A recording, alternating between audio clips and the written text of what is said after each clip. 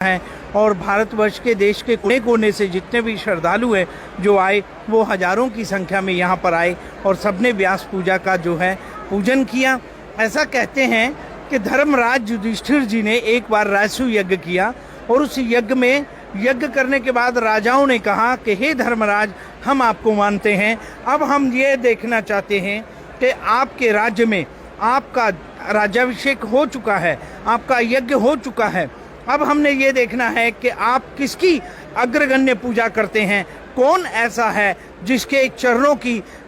खड़ाओं की पूजन जो है की जाए। तो ऐसा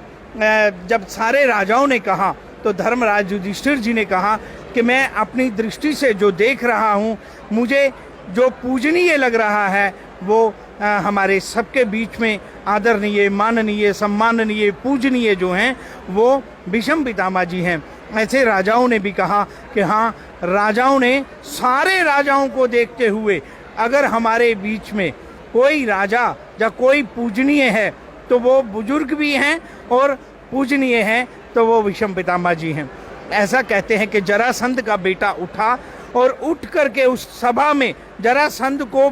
भीमसेन जी ने उन्हीं के राज्य में जाकर के मल्ल युद्ध हुआ था, जब भगवान श्री कृष्ण और अर्जुन और भीमसेन जी जो है गए हुए थे, तो उन्होंने भीमसेन जी के द्वारा ठाकुर जी ने जरासंध का वध करवाया था। तो वहाँ पर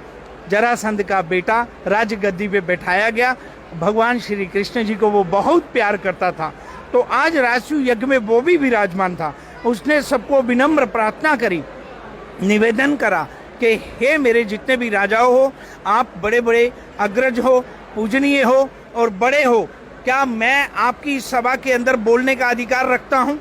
तो कहते हैं कि भीष्म पितामह जी ने कहा कि बेटा, तुम बिल्कुल अधिकार रखते हो। तुम्हारे पिताजी ने इतने राजाओं के साथ युद्ध किया और विजय प्राप्त की, तुम उस राजा के बेटे हो, उसकी गद्दी पे विराजमान हो, तुम्हें पूरा अधिकार है। तो जरासंध का बेटा बोलता है कि क्या भीष्म पितामह जी, मैं आपको पूछना चाहता हूँ कि वेद व्यास जी महाराज जो हमारे यहाँ पे सबसे अग्रज हैं और ऋषि मुनियों में सर्वश्रेष्ठ और भगवान का अवतार हैं, क्या उनके रहते हुए आप पूजन स्वीकार करेंगे?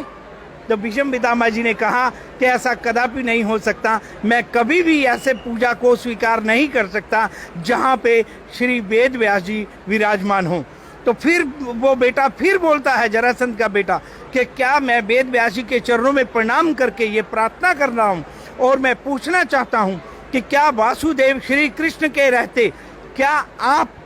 वेद व्यास जी महाराज इस पूजा को स्वीकार करेंगे? तो वेद व्यास जी ने महाराज जी ने कहा कि जहाँ वासुदेव श्री कृष्ण भगवान विराजमान हैं, मैं वो पूजा स्वीकार नहीं कर सकता, इनके रहते इन्हीं की पूजा होगी। और फिर कहा भी जाता है कि वंदे कृष्णम जगत गुरुम, इस धरती पे अगर कोई जगत का गुरु है तो वो श्री कृष्ण भगवान है। तो आज व्यास पूजा इसी तरह से उस राजसूय यज्ञ में की गई और सभी राजाओं ने भगवान श्री कृष्ण जी का चरणोदक लिया और चरण पादुका धोई, और इसी तरह से व्यास पूजा आज पूरे विश्व में विख्यात है। वही व्यास पूजा आज हमारे जितने भी श्रद्धालु श्रद्धा, विश्वास और प्रेम के साथ आए हुए हैं, आप लोगों को बहुत बहुत भगवान ठाकुर जी का आशीर्वाद और